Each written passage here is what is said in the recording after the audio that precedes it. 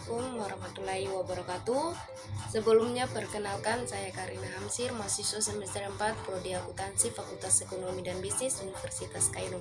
Baik, di sini saya akan menjelaskan tentang apa itu hermeneutika dan bagaimana cara mengumpulkan data dan bagaimana cara menganalisis dalam metode hermeneutika.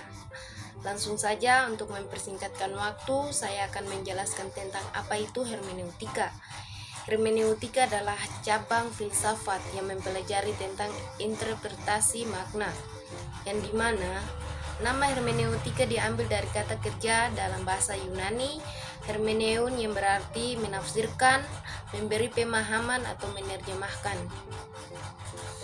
Jika dirunut lebih lanjut, kata kerja tersebut diambil dari nama Hermes, dewa pengetahuan dalam mitologi Yunani yang bertugas sebagai pemberi pemahaman kepada manusia terkait pesan yang disampaikan oleh para dewa-dewa. Fungsi Hermes adalah penting sebab bila terjadi kesalahpahaman tentang pesan dewa-dewa, akibatnya akan fatal bagi seluruh umat manusia. Hermes harus mampu menginterpretasikan atau menyadur sebuah pesan ke dalam bahasa yang dipergunakan oleh pendengarannya. Sejak saat itu, Hermes menjadi simbol seorang duta yang dibebani dengan sebuah misi tertentu. Berhasil tidaknya, misi itu sepenuhnya tergantung pada cara bagaimana pesan itu disampaikan. Oleh karena itu, hermeneutik pada akhirnya diartikan sebagai proses mengubah sesuatu atau situasi ketidaktahuan menjadi mengerti. Sebagai istilah ilmiah, hermeneutika diperkenalkan pertama kali sejak munculnya buku dasar-dasar logika Perihermeneus karya Aristoteles. Sejak saat itu pula, konsep logika dan penggunaan rasionalitas diperkenalkan sebagai dasar tindakan hermeneutis. Konsep ini terbawa pada tradisi beberapa agama ketika memasuki abad pengetahuan. Hermeneutika diartikan sebagai tindakan memahami pesan yang disampaikan Tuhan dalam kitab sucinya secara rasional. Dalam tradisi Kristen sejak abad 3 Masehi, gereja yang kental dengan tradisi peripatetik menggunakan konsep tawaran Aristoteles ini untuk menginterpretasikan Alkitab. Sedangkan dalam tradisi filsafat Islam, ulama kalam menggunakan istilah takwil sebagai ganti dari hermeneutika untuk menjelaskan ayat-ayat mutasyabihat. Ketika memasuki Eropa masa pencerahan, dari akhir abad 18 Masehi sampai 19 Masehi, kajian-kajian hermeneutika yang dilakukan pada abad pertengahan dinilai tidak berbeda sama sekali dengan upaya para ahli filologi klasik. Tingkatkan interpretasi yang berkembang pada abad pertengahan, yaitu literal eksegesis, algoris eksegesis, tropikal eksegesis, dan eksteologis eksegesis, direduksi menjadi literal dan gramatikal eksegesis.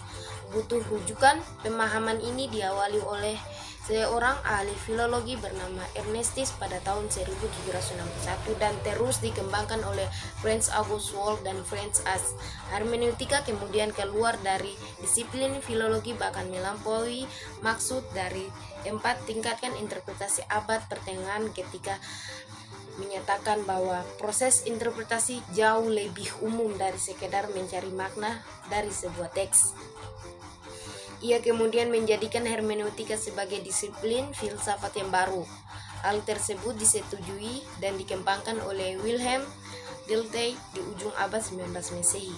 Ia memadukan konsep sejarah dan filsafat serta menjauhi dogma, menafsirkan dan melahirkan pemahaman yang terhadap hermeneutika. Ia kemudian memahami bahwa proses hermeneutika adalah sesuatu yang menyejarah sehingga terus-menerus berproses di setiap generasi.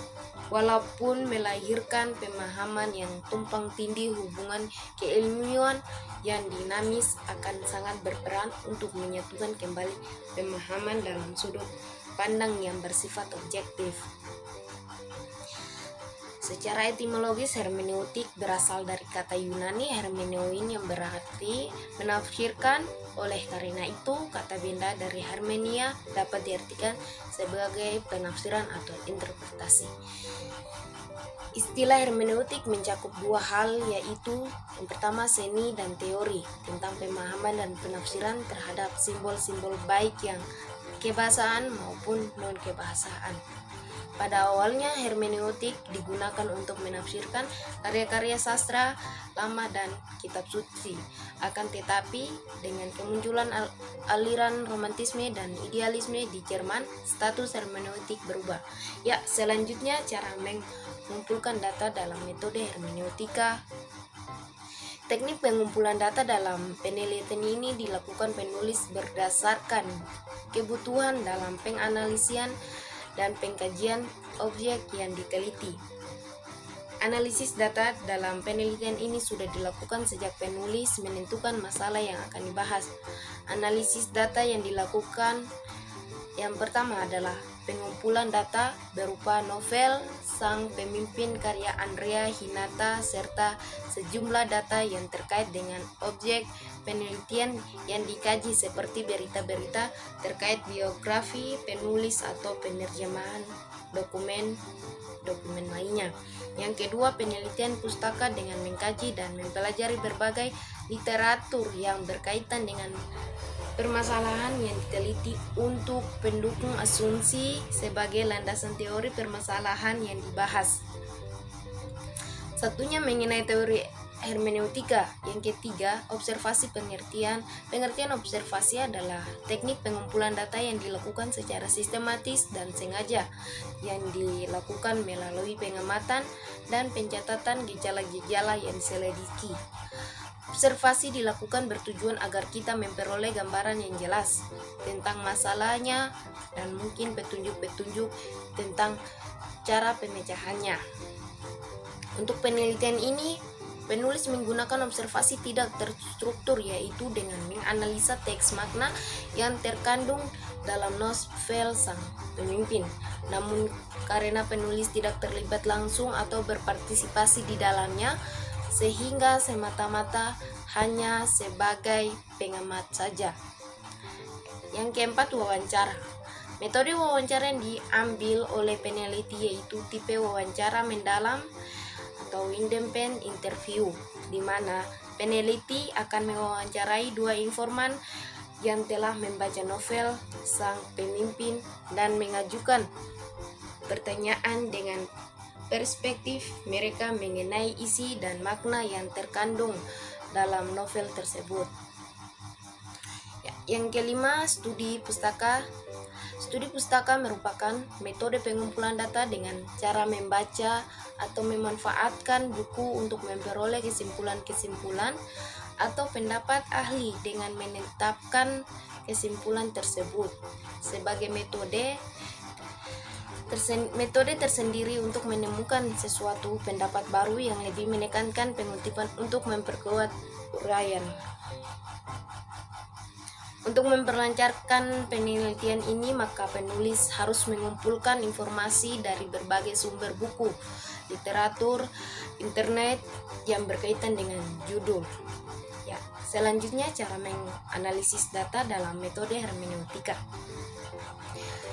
Teknik analisis data adalah suatu metode atau cara untuk memperoleh sebuah data menjadi informasi sehingga karakteristik data tersebut menjadi mudah untuk dipahami dan juga bermanfaat untuk menemukan solusi permasalahannya.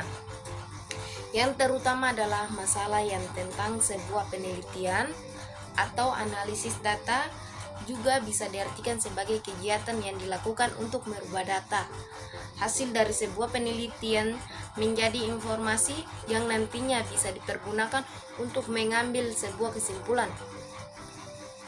Analisis data yang digunakan untuk penelitian ini adalah analisis teks dengan menggunakan teori hermeneutika. Pada tahap reduction, penulis penulis melakukan reduksi terhadap teks berdasarkan fokus penelitian, yaitu pemaknaan teks yang terkandung dalam novel Sang Pemimpin. Penulis menggunakan metode kualitatif dan juga metode hermeneutika untuk menemukan makna-makna dari teks tersebut. Untuk mengungkap makna dari teks yang diteliti, maka penulis harus mengikuti lingkaran hermeneutika dengan menetapkan teks pada dua aspek, yaitu yang pertama, penulis menetapkan teks pada konteks sejarah, yaitu kondisi sosial yang digambarkan pada teks tersebut. Yang kedua, penulis menetapkan teks pada pengalaman penulis, menunjukkan bagaimana penulis melihat dan memahami teks Sang Pemimpin tersebut.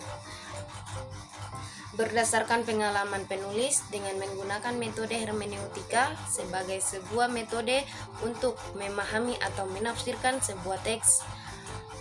Menurut penelitian yang dilakukan oleh Brondin, ada 3 alasan atau aspek yang mendorong Gadamer merumuskan pengertian sebagai bagian dari persetujuan. Dalam hal ini, penafsiran akan dibagi 3 aspek. Yang pertama, subject understandings, subject searcher, dan hermeneutika experience. Kutipan dari novel Sang Pemimpin yang menggunakan bahasa atau teks ataupun istilah yang kurang dipahami khalayak. Kutipan dari novel Sang Pemimpin yang mengandung makna dan unsur sosial, agama, budaya, ras, dan pendidikan. Hermeneutika experience serta kutipan dari novel Sang Pemimpin yang dapat ditelaah, dijabarkan, ditafsirkan, dan diteliti sesuai dengan latar belakang, konteks, dan pengaruh kalimat.